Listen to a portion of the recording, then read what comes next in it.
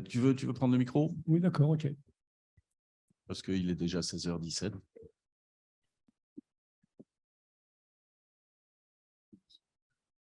Je vais le remplacer.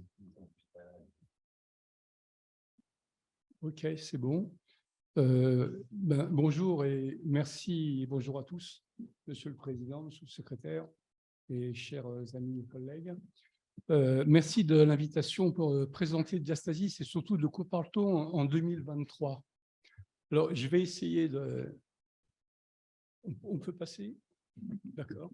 Je vais essayer d'être plus court sur ce qui va être un petit peu d'érodite, mais il faut reconnaître que nous, chirurgiens digestifs, on s'est intéressés au diastasis très tardivement.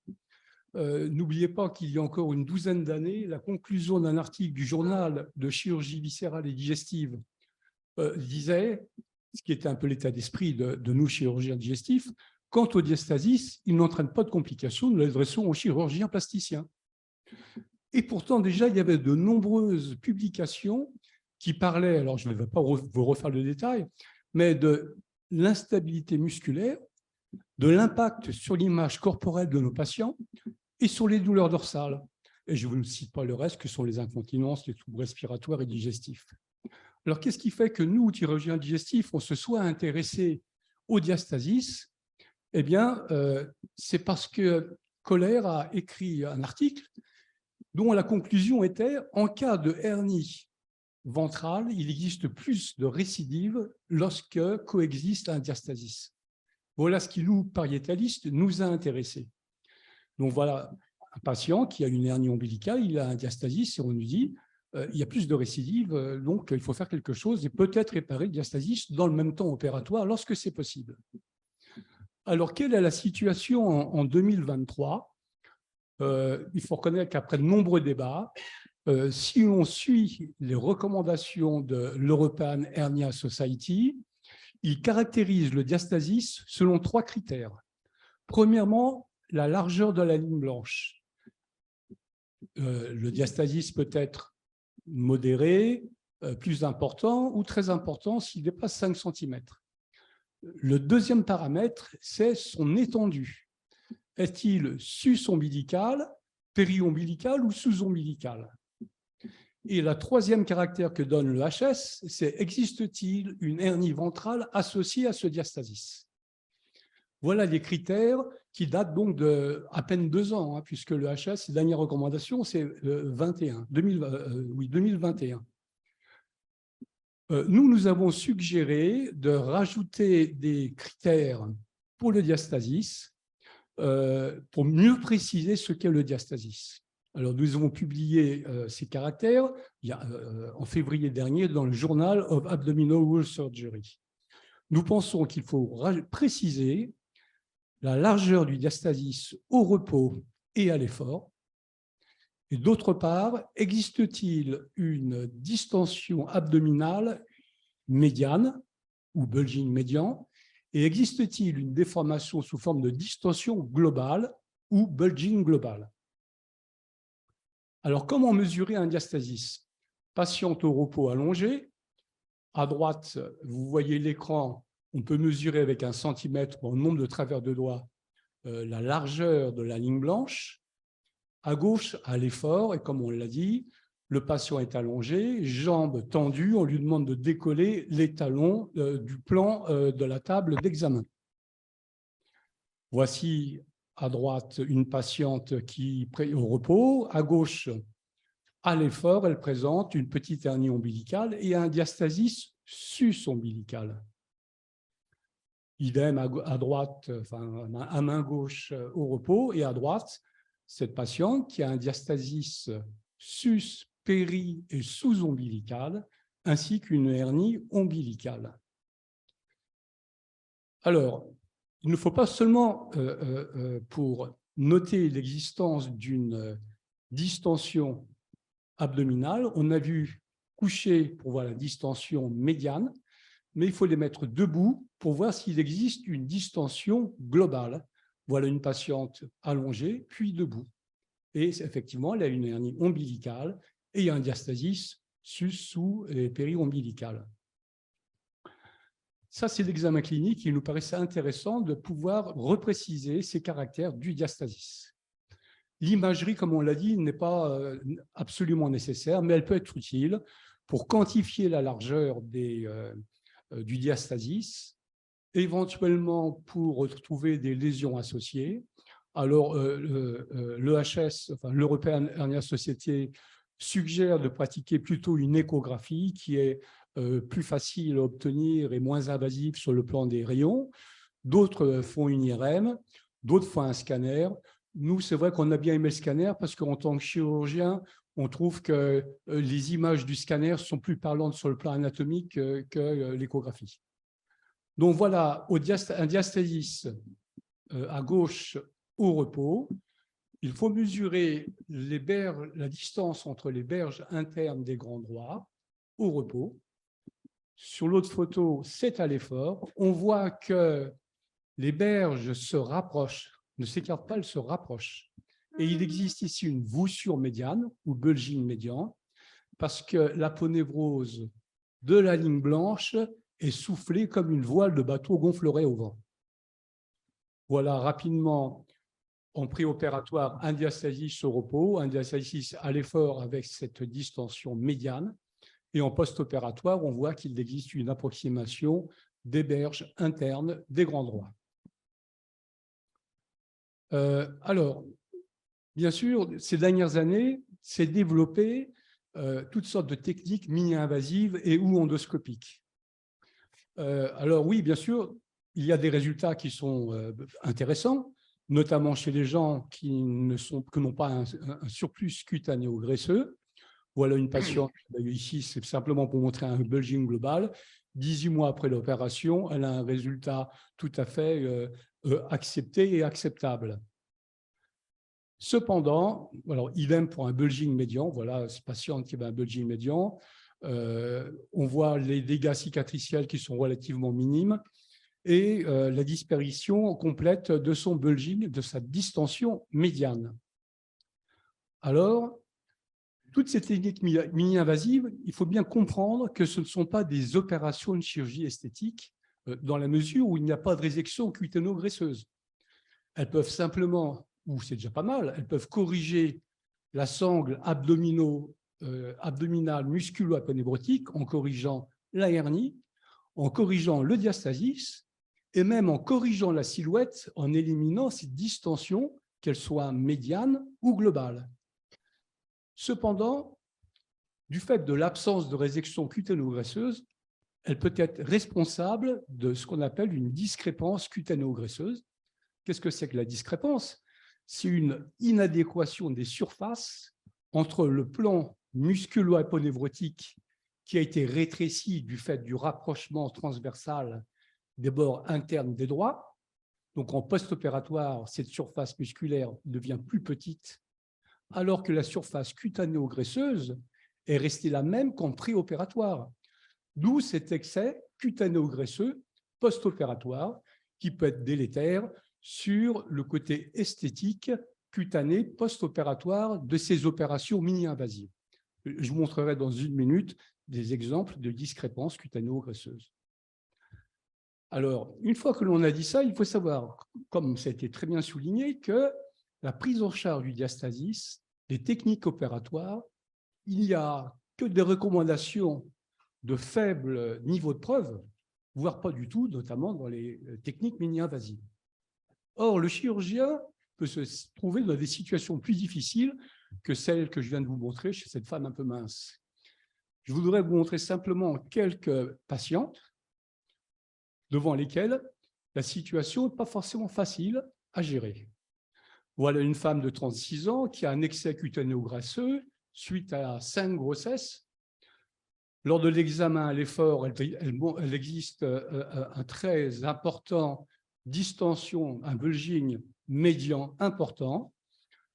Il faut l'examiner en position debout et elle présente ce gros ventre qui est à attribuer, donc il faut faire le diagnostic, il a attribué à un diastasis et non pas, comme cela lui a été dit, à une absence de paroi musculaire pour laquelle il n'existe pas de recours chirurgical pour réparer cette détérioration majeure de l'abdomen. Alors, pour nous, la décision a été plus facile parce qu'elle ne voulait pas de résection cutaneo-graisseuse. Elle voulait simplement une réparation musculo-aponeurotique et un changement de la silhouette. Donc, nous avons pratiqué, selon notre technique que Jean-Pierre va décrire en l'absence d'Édouard Pellissier, une technique mini-invasive en ambulatoire sous rachianesthésie. Voilà, 5 mois après, ben voilà, le diastasis et la hernie sont réparés, la silhouette a changé, mais il existe cette discrépance, c'est-à-dire cette surcharge cutaneo-graisseuse due à l'absence de résection. Alors, que fallait-il faire si elle l'avait accepté? Fallait-il faire, dans un premier temps, la réparation musculo-aponeurotique, puis dans un deuxième temps, une résection cutanée? Là, nous sommes à 11 mois, elle ne souhaite toujours pas de résection cutanée, mais en tout cas, les questions sont posées. Voilà une situation qui n'est pas facile. Encore cette autre patiente qui a un énorme diastasis, notamment en position debout. Le résultat, après une technique endoscopique DREAM sous-cutanée, le résultat post-opératoire à 1 an. On voit d'ailleurs que la disposition de cet extrait cutano-graisseux chez cette patiente a tendance à se situer plutôt dans la partie basse de l'abdomen. On est bientôt à 16 mois. Pour l'instant, elle ne veut pas de résection cutanée, même in situ améliorée. Mais en tout cas, le problème se pose si elle l'avait souhaité. Qu'est-ce qu'il faut faire et quand? Pour terminer sur les situations difficiles, on a parlé de… Alors, ça, c'est la même patiente. Vous voyez qu'il y a une énorme détérioration de son ventre. Et voilà le résultat à 12 mois. Dernière situation difficile, et ce n'était pas exhaustif, on a parlé de l'homme fort, en surpoids, avec une hyperpression abdominale, un gras intrapéritonéal important. Il a une hernie, il a un diastasis, sus et périombilical. Qu'est-ce qu'on lui propose? Est-ce qu'on répare la hernie? Est-ce qu'on répare le diastasis? Est-ce qu'on répare les deux? Et selon quelle technique? Et pour l'instant, il n'y a pas de recommandation, ils ne sont pas très bien. Nous-mêmes, nous avons à peine commencé à traiter ces patients, mais on n'est pas sûr d'avoir la bonne technique. Donc, vous voyez, en 2023, il y a encore beaucoup de choses à faire. Et pour terminer, je voudrais simplement dire que la prise en charge est difficile, et elle l'est encore plus par les caisses d'assurance maladie, qui, malgré ces détériorations majeures de l'abdomen, malgré les instabilités musculaires, l'impact sur l'image corporelle de nos patients, et je ne parle pas des douleurs, des incontinences, etc., il n'y a aucune prise en charge par nos caisses. Il serait peut-être bon, si quelqu'un a un peu de pouvoir, d'en parler et peut-être de remédier à ce que je pense être un manquement, ce d'autant que dans d'autres pays, le diastasis est pris en charge. Je vous remercie. Merci. Alors, la question de la prise en charge, on l'a réservé peut-être à la deuxième partie des questions, sur les aspects techniques et les limites. Je ne sais pas si Jean-Louis Grelot est encore avec nous. Oui. On aurait aimé profiter Voilà, de sa il est là. présence. Est-ce que tu as des commentaires, Jean-Louis? Oui, alors déjà, je voudrais dire que je suis intéressé quand les chirurgiens pariétalistes s'intéressent au diastasis parce qu'il y a des problèmes fonctionnels. Je voudrais dire que la chirurgie plastique, ce n'est pas uniquement de la chirurgie esthétique. On peut faire du fonctionnel en essayant d'être beau. On ne fait pas que de la chirurgie esthétique, c'est-à-dire que la réparation pariétale, elle fait partie intégrante, si vous voulez, de la réhabilitation, notamment post-gravidique, chez ces femmes qui ont des ventres qui sont très abîmés, puisque ça va corriger aussi leurs problèmes de statique, de tant d'autres choses. Ce n'est pas parce qu'il y a un élément esthétique qu'on se contente de faire de l'esthétique. Et ça, c'est une première question. J'ai appris un mot, la discrépance, je sais très bien. En ce qui concerne les caisses d'assurance maladie, ces énormes diastasis, ou quand ils sont importants, ils sont assimilables à des hernies de la paroi abdominale antérieure au-delà de 16 ans. Il y a un code, c'est LMMA, je crois, 011, qui permet d'avoir une prise en charge. Il suffit simplement de documenter ce diastasis. Et quand on fait une dermolipectomie abdominale associée, dans le traitement du diastasis, toutes les formes de voie d'abord sont acceptées. Donc, on ne va pas coder une dermolipectomie abdominale avec diastasis, sauf s'il y a un excès abdominal suffisant pour recouvrir partiellement le pubis. C'est ça qui va donner lieu à la prise en charge de cet acte, mais on codera simplement LMMA 0,11, c'est-à-dire une cure d'une hernie de la paroi abdominale après 16 ans. Voilà. Je prolonge la question du coût et de la prise en charge. L'utilisation du robot dans ce contexte doit représenter un surcoût important. Je ne sais pas comment, comment il est absorbé. Inenvisageable en temps actuel des Micro, choses. En dehors des Aujourd'hui en France, c'est totalement sous la responsabilité financière de la structure qui possède le robot. Les structures qui ont soutenu l'essai prospectif dont je vous parlais ont payé sur leur denier pour faire avancer la connaissance médicale. En Belgique, il y a au moins un centre qui ne fait aujourd'hui que de la chirurgie pariétale robotique, alors effectivement avec des systèmes de valorisation financière de leur activité qui sont très différents de ceux qu'on a en France.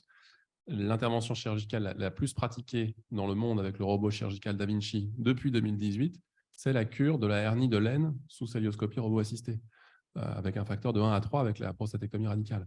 Donc, sous d'autres cieux, autres règles. Mais en France, effectivement, dans l'état actuel des choses, c'est totalement soumis au soutien des structures universitaires ou privées qui veulent avancer dans la connaissance.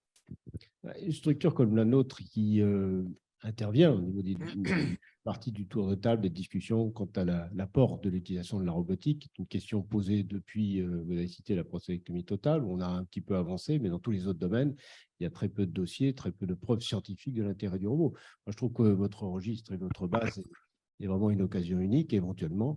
Alors là, la randomisation est impossible, mais au moins de faire avancer le dossier en montrant au moins certaines indications où vous le démontrez très bien dans votre film. L'apport du robot est indéniable, en particulier pour aller disséquer en avant des muscles. Oui, effectivement, on a hâte d'avoir les résultats de l'étude prospective dans laquelle on a enrôlé plus de 70 patients dans le bras robotique et qu'on comparera grâce à la database du Club Hernie en appariement 2 pour 1, on pense, avec des patients opérés également en paroisse cœlioscopique mini-invasive, mais avec des prothèses intrapéritonéales. Et le sentiment qu'on a, et on l'avait après une étude préliminaire qui avait été faite, c'est qu'on gagne beaucoup en termes de douleur post-opératoire, et ça peut donc avoir un impact sur la réhabilitation et sur une étude médico-économique globale. Le millier d'euros en plus qu'on dépense pour l'intervention chirurgicale pourra peut-être être acceptable. On a François Richard qui nous a rejoint, qui a levé la main, qui est le président du Haut Conseil de la nomenclature. François ? Oui, non, mais, je ne vous ai pas rejoint, j'étais là depuis le départ, mais je m'étais caché. Non, c'est très intéressant. Je crois que pour les problèmes de remboursement, ça dépend des données cliniques. Et donc, ce que vient de dire Olivier Oberlin est très important. S'il y a eu des études qui sont en cours et des appariements, parce que l'HAS a bougé un petit peu sur le fait de passer d'études randomisées en double aveugle à des études plus de cohorte avec des comparateurs, ça permettra de résoudre un certain nombre de questions. D'autre part, le fait de systématiquement, je ne sais pas si le traitement de la chirurgie pariétale en utilisant le robot fait partie des 53 interventions qui sont avec un code descriptif, mais là aussi, on a demandé que toutes les interventions par robot, en attendant les problèmes de prise en charge purement financière, puissent bénéficier d'un code descriptif pour pouvoir faire ensuite ce qui a été fait, par exemple,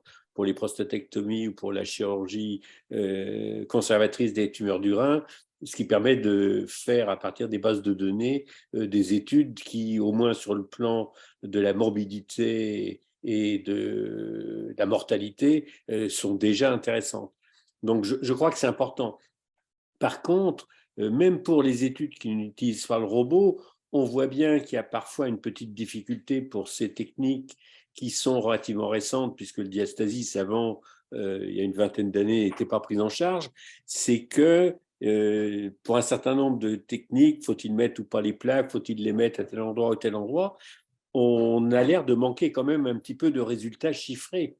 Et là aussi, éventuellement, là où il n'y a pas d'études de cohorte en vie réelle, c'est important d'essayer d'en faire parce que ça accélérera le principe. Et je vous rappelle que c'est typiquement pour en revenir à l'étude de cohorte qui est mise en route par Berlin, c'est typiquement les choses qui peuvent permettre d'obtenir des remboursements avec des inscriptions provisoires qui accélèrent de 3 ou 4 ans les possibilités de remboursement. Et ensuite, on voit au bout des 3 ans si on passe en inscription définitive ou pas. Donc, je crois que c'est vraiment indispensable et le fait d'avoir commencé votre registre depuis un certain temps, ça va faire gagner du temps. Parfait. Hubert, une dernière question? Ou un commentaire? C'est plus un commentaire sur le titre de la communication de Philippe No, c'est que dans beaucoup d'études, on ne sait pas de quelle diastasis on parle. On dit on a opéré 90 cas, enfin, et c'est tout l'intérêt de la classification de l'EHS, où on va pouvoir comparer des malades comparables en fonction des différentes techniques. Et je crois que, comme l'a dit Philippe No, on s'est intéressé aux diastasis très tardivement et qu'on commence à arriver dans une histoire mature du point de vue des chirurgiens viscéraux avec des classifications, des évaluations, mais on est quand même au tout début de l'histoire. Et une histoire qui va peut-être revenir vers les plasticiens, puisque finalement, on est assez convaincus, un certain nombre d'entre nous, de l'intérêt de la suture elle-même. Un dernier mot de Jean-Louis. Et du complément des deux spécialités. Alors, justement, on revient aux plasticiens, ça tombe bien. J'ai juste des éléments de réponse aux interrogations de M. No. Dans ces formes majeures, tout d'abord, quand il y a un gros excès cutané, bon, c'est peut-être des situations exceptionnelles, mais c'est exceptionnel aussi qu'il y ait des femmes qui refusent qu'on arrange leur peau. Donc, la question qu'ils posaient, c'était « et si elles avaient accepté qu'on résèque de la peau ?» Qu'est-ce qu'on aurait dû faire? Est-ce qu'on aurait dû mettre une prothèse? Et le problème, c'est le problème des interventions couplées. Ça, c'est le point de vue du plasticien.